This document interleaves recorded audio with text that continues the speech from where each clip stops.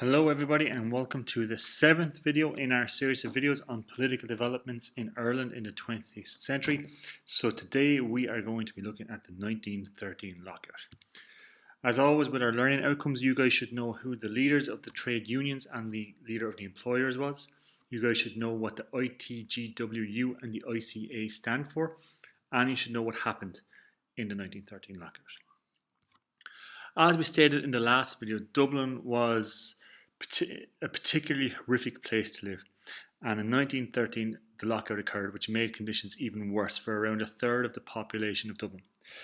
This is probably the nearest that Ireland has ever come to a socialist revolution, which is something that we'll be looking at when we study the Soviet Union later on.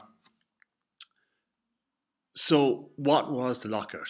Well, it had its beginnings with the formation of a trade union called the Irish Transport and General Workers Union in 1908, or the ITGWU. So trade unions they're set up to defend the rights of workers.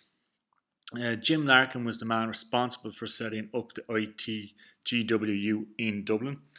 He was also known as Big Jim, and James Connolly was put in charge of the branch in Belfast.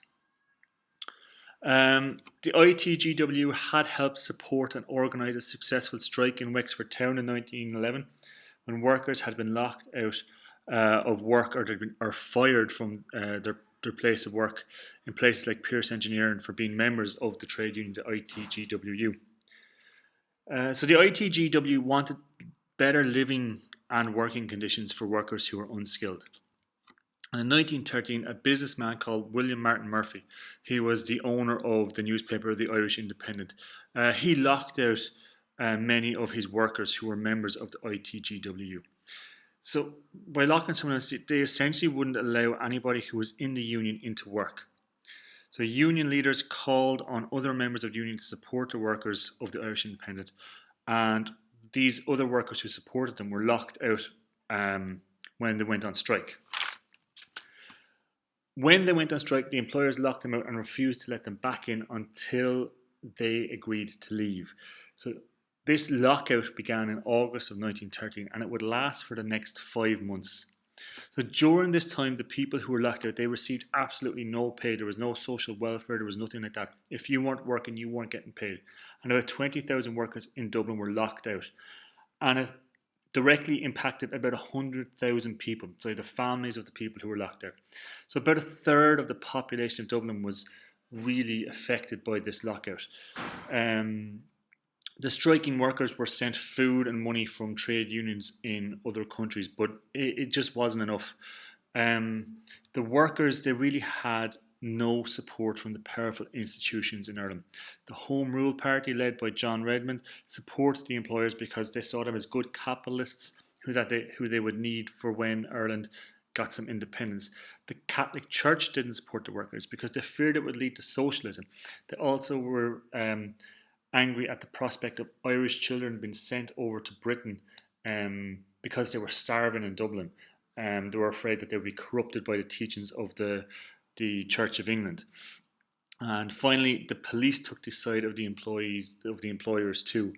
They would even go into tenement houses and knock them down in retaliation for riots that were breaking out.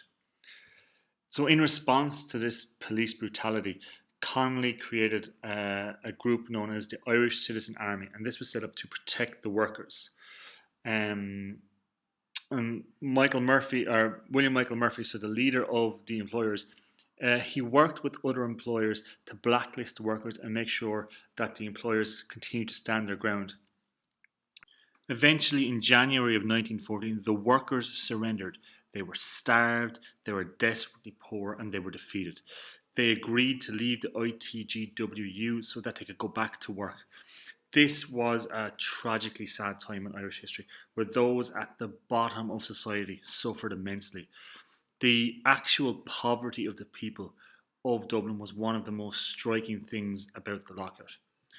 W.B. Yeats, who we met in our last video as one of the leaders of the Anglo-Irish literary movement, wrote a poem during the lockout called September 1913, and he lamented how the Irish people had been let down.